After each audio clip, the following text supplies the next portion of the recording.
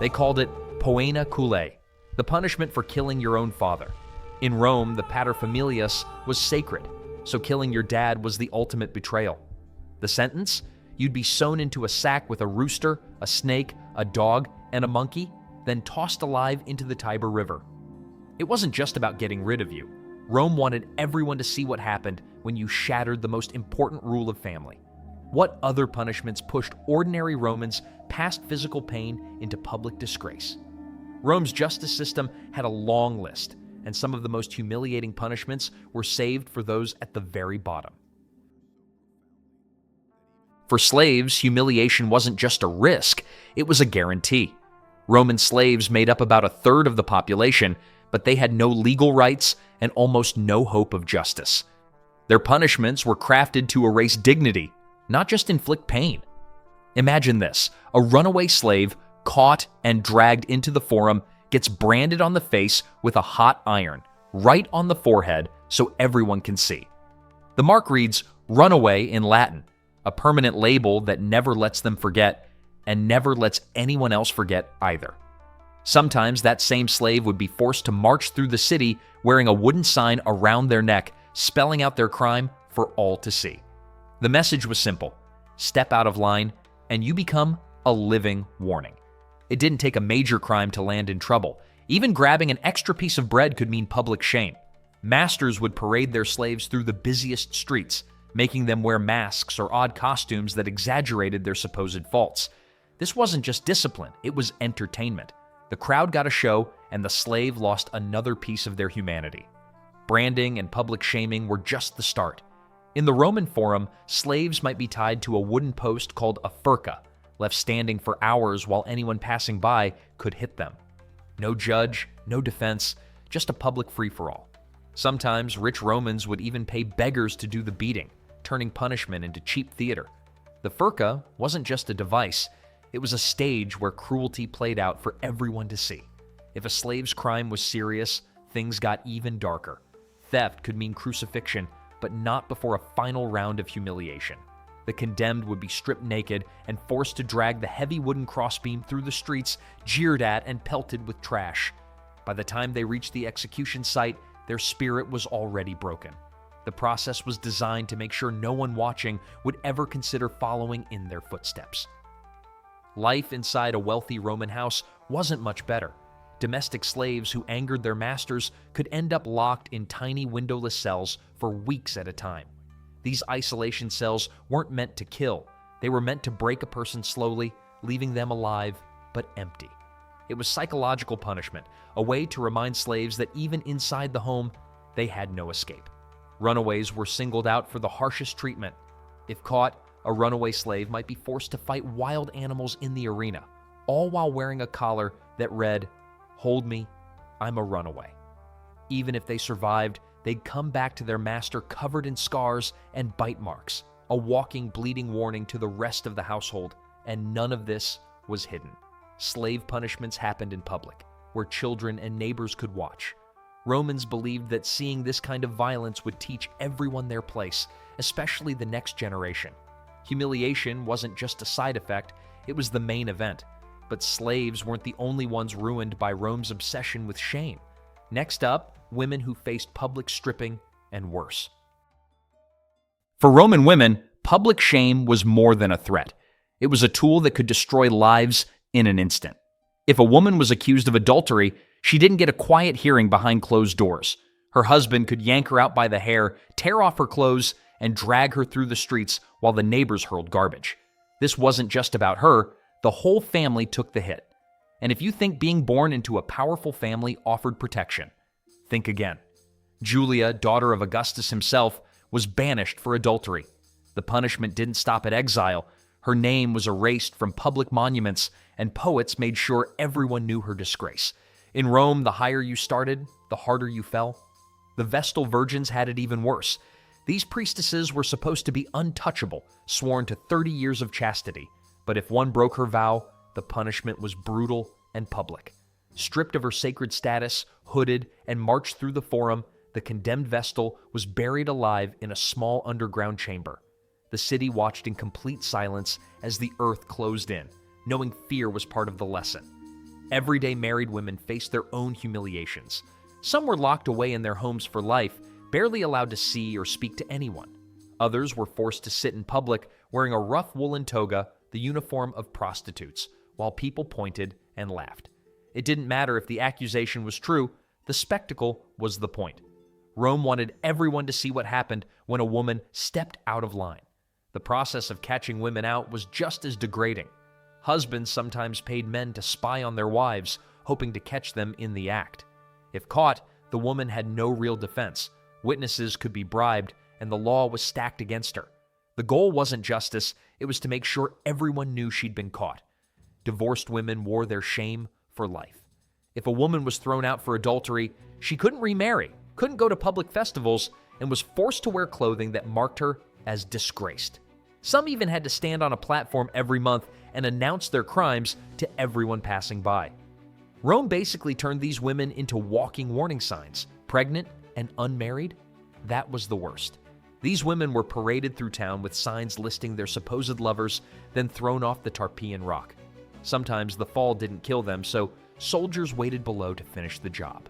The message was clear. There was no coming back from this kind of disgrace. What's almost unbelievable is how normal all this was. Roman poets joked about dragging women by the hair, and elite women sometimes helped enforce these punishments on others. Mothers-in-law might push for public humiliation to protect their own family's reputation or inheritance. The system taught women to police each other, passing down the same brutal standards generation after generation. Meanwhile, men caught for adultery usually got away with a fine or lost some property. No public stripping, no parade, no execution. A man could have as many affairs as he wanted, and nobody cared unless it got political. The double standard was built into the system. Sometimes the only way out for a woman was death. Inscriptions mention women who took their own lives to avoid disgrace or begged for a quick burial so crowds wouldn't gawk at their bodies. Even in death, the shame could linger. Women paid with their voices, their bodies, even their lives. But public disgrace wasn't just reserved for them. Rome saved some of its harshest humiliations for men at the very top. For a senator, losing your toga meant losing your identity. That white robe wasn't just a piece of clothing. It was your badge of citizenship, your ticket to power, and your family's honor all rolled into one. In court, if things went wrong, officials would tear it off your body right in front of everyone. The crowd would laugh, and just like that, you became a nobody. No more voting, no more office, and sometimes not even a place in your own home. Cicero, one of Rome's most famous orators, learned this the hard way. When he was exiled in 58 BC, it wasn't just about leaving Rome behind. The authorities destroyed his house, burned his writings, and erased his name from every official record they could find. Cicero couldn't take his money or his slaves with him. He was sent away with nothing, and the people back home acted like he'd never existed at all. For Rome's elite, exile wasn't just about distance, it was a total wipeout. Some punishments were even more humiliating. High-ranking traitors might be forced to dig their own graves under public jeers. The crowd didn't care if you'd once been a consul or a general. They wanted a show, and the more you squirmed, the better. When the end came, your body was dumped in the Tiber, denied a proper burial. Your family couldn't mourn, and your name was supposed to vanish from memory. After a failed plot against the emperor like the Piso conspiracy, Rome didn't just punish the guilty, they went after the entire family. The family name was banned, busts were smashed, and inscriptions were scratched off monuments. Even generations later, descendants would feel the sting of disgrace. Money couldn't always buy your way out either. When the Crassus family backed the wrong side in a civil war, the victors stripped them of everything. They had to stand in the forum wearing beggars' clothes while their furniture and silverware got auctioned off in front of everyone. Neighbors would bid on their belongings just for the satisfaction of watching a once powerful family squirm. Even emperors weren't immune. After Caligula's assassination, the Senate ordered damnatio memoriae, total erasure. Statues were smashed, coins melted, and his name was chiseled out of public records. The only reason we know Caligula existed is because a few carvings slipped through the cracks. Not every victim was guilty either. Some, like the orator Titus Labienus, saw their life's work destroyed just for criticizing the emperor. His books were burned, and friends had to memorize his speeches in secret to keep them alive. What made these punishments so devastating wasn't just the loss of money or power, it was the stain on your name. For an aristocrat, losing your toga or being sent into exile meant your family would carry that shame for generations. The public loved every minute, cheering as the mighty fell and making sure everyone knew that nobody was safe. But for the worst betrayal of all, Rome saved its most horrifying spectacle for those who killed their own blood. Poenaculae, the punishment of the sack, was Rome's answer for the crime nobody wanted to imagine. If you killed your father, you didn't just get executed, you got erased. The Romans didn't just want you dead, they wanted you gone from memory, from the city, from the world. The process was pure nightmare fuel. First, you'd be beaten in front of a crowd, not just to hurt you, but to make sure every pair of eyes remembered what you did. Then came the sack, a thick leather bag, impossible to escape from, waiting to swallow you whole. But you weren't going in alone. The Romans would toss in a snake, because nothing says you're a deceiver like being trapped with a living symbol of betrayal. Then a dog, chosen for its reputation for shamelessness, to drive home the point that you'd lost even the basic decency of an animal.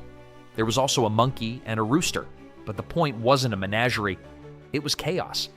Picture it. You in total darkness with frightened, angry animals biting and clawing. No last words, no final plea, just panic, pain, and the sound of water as you're thrown into the Tiber. Most Roman executions ended with a burial, even for criminals. Not this one. The sack was weighted with rocks and hurled from a bridge so it sank fast, making sure the body would never be found.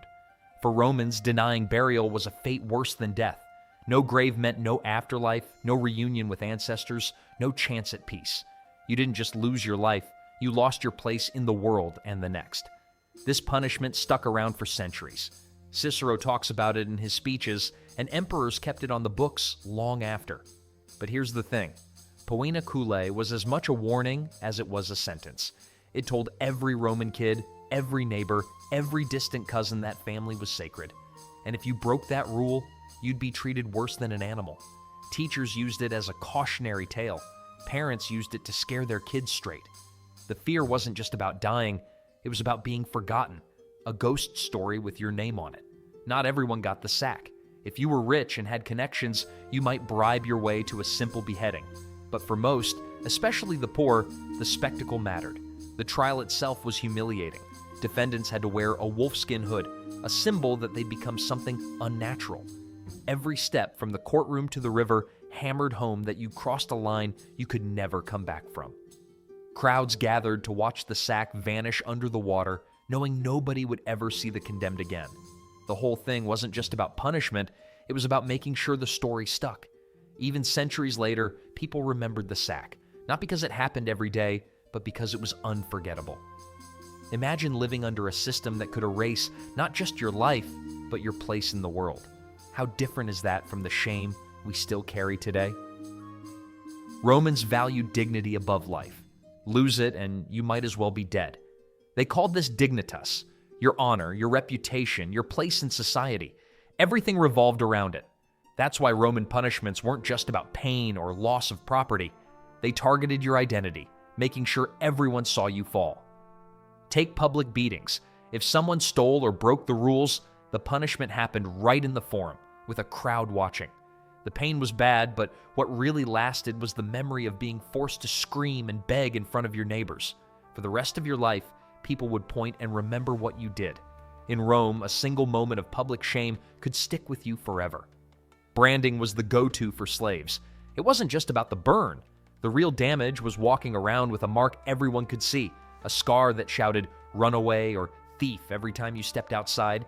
You couldn't hide it and you couldn't forget it. The brand turned you into a warning sign for everyone else. Exile hit Rome's upper class the hardest. Being sent away didn't just mean leaving the city, it meant losing your citizenship, your friends, and your family's respect. Exiled Romans often lost their minds in isolation, cut off from everything that made them who they were. The message was clear: lose your dignitas, and you stopped existing in every way that mattered. Even after death, shame could haunt a person. If you were executed for a serious crime, your body might end up in a mass grave outside the city walls. No funeral, no family mourning, just a nameless pit. Romans believed this meant your soul would wander forever, never finding peace. For families, the disgrace lingered. Neighbors whispered, and the stain of shame could stretch across generations. Religion made the sting even sharper. When a Vestal virgin broke her vows, she wasn't just buried alive as punishment. She was cut off from the gods themselves. Sometimes her own family refused to claim her body. The message was brutal. Some acts made you so untouchable, even your ancestors wouldn't take you back. What made it all work was how public everything was. Rome was a city where everyone knew everyone's business. You couldn't just move away and start fresh. Your shame followed you everywhere. At the market, at festivals, even in your own home. The system counted on the crowd to join in, whether by throwing garbage or turning their backs. If you didn't join the shaming, people might think you sympathized with the criminal. So most joined in just to stay safe themselves. Rome didn't just punish people, it made examples out of them. They put up monuments listing traitors' names, minted coins showing executions, and let poets mock the disgraced in verse. The whole city became a stage for humiliation, turning shame into a tool for social control. The real punishment wasn't always the whip or the brand, it was being turned into a lesson for everyone else. And if you think public shaming is a thing of the past, think again. When we share that viral scandal today, we tap into the same ancient power of public shaming. The only difference? The audience is bigger and the stage is everywhere. Of course, in Rome, shaming wasn't always about fear. Sometimes it was about putting on a show. And for the crowd, nothing beat the spectacle of punishment as entertainment. Some punishments in Rome became full-blown productions, carefully staged for maximum effect. Forget the idea of a grim, hidden execution. Romans made sure everyone saw what happened to those who broke the rules. The city's biggest venues weren't just for chariot races or gladiator fights, they doubled as theaters for public suffering. Executions drew crowds on a scale that would put modern sports fans to shame. Romans treated executions like blockbuster shows. Food, seating, applause for every kill. The anticipation started early, with crowds jostling for the best view. Vendors sold snacks, parents brought their kids, and the atmosphere buzzed with excitement. The punishment itself was only part of the draw. The real attraction was the spectacle, the costumes, the stories, and the creative ways organizers found to drag out the suffering. Take the infamous Icarus scene. Instead of a quick death, condemned prisoners might be dressed up as the doomed mythological figure, with fake wings strapped to their arms. The executioners would shove them off a high platform, and if the fall didn't finish them, soldiers below made sure the story ended on cue. The crowd laughed and jeered, loving every moment of the failed flight. This was just one example. There were countless mythological grotesqueries, with criminals forced to play out the deaths of Prometheus, Hercules, or Spartacus, each role ending in real blood. The creativity didn't stop with costumes. Specially designed devices were built to prolong suffering in ways that would keep the audience hooked. Some prisoners were burned alive in pitch-soaked tunics, turning them into human torches while parties carried on around them. Others were dragged behind horses or mauled by starved animals, all choreographed to fit a story or moral. Even the tools of punishment, the whips, the crosses, the cages, were chosen as much for the show as for the pain. For slaves and lower-class criminals, the humiliation went even further. Before their deaths, they might be forced to act in short plays, reenacting famous betrayals or legendary crimes. The line between theater and reality blurred, and everyone watching knew the actor would actually die at the end of the scene. Merchants even sold pieces of bloody whips as souvenirs, letting spectators take home a piece of the event. Wealthy prisoners weren't spared the performance either. Sometimes senators were made to wear their finest robes to their own executions, standing beside piles of their own confiscated belongings as the crowd looked on. Even in death, the message was clear. Status couldn't protect you from becoming a public lesson. The organizers put real effort into these productions. Execution teams included people who handled costumes, props, and even rehearsed the death scenes to make sure everything went smoothly. They understood that violence alone wasn't enough. Fear stuck better when wrapped in a story everyone would remember. Yet even in the face of such horror, some victims found a final moment of control, turning their suffering into protest. There are stories of condemned men spitting blood at their executioners or shouting last words that rattled the crowd. These small acts didn't change their fate, but They left a mark on everyone watching. But for those who survived Rome's punishments, the real ordeal was just beginning. Life after humiliation in Rome wasn't about starting fresh. It was about living with a target on your back. For slaves, a branded face or iron collar wasn't just a scar. It was a permanent label. Imagine walking through the marketplace with runaway or thief burned into your skin, every stare reminding you and everyone else of your crime. Even fellow slaves kept their distance, worried your shame might rub off on them. The mark was a warning, and it followed you everywhere, making sure you never forgot your place. Exiles didn't have it easier. When the Senate banished someone, it stripped them of everything that made them Roman. No more voting, no legal marriage, no part in religious festivals. You might be alive, but you were invisible. Ovid wrote from exile about how even the wine tasted wrong, and how letters from home felt like messages from another world. Families of exiles found themselves cut off too. Daughters couldn't marry, sons lost their shot at public office, and nobody wanted to risk being linked to a tainted name. The punishment wasn't just distance, it was erasure. If you were an aristocrat who fell from grace, the stain could last for generations. Names were chiseled off monuments.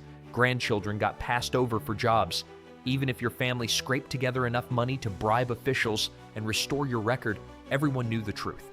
The blank spot on a city wall or the awkward silence at a dinner party said it all. In Rome, disgrace didn't end with you. It stuck to your bloodline. Some punishments were designed to make sure you could never hide. Convicts had to announce their status when entering shops or public spaces. Basically, a living criminal record.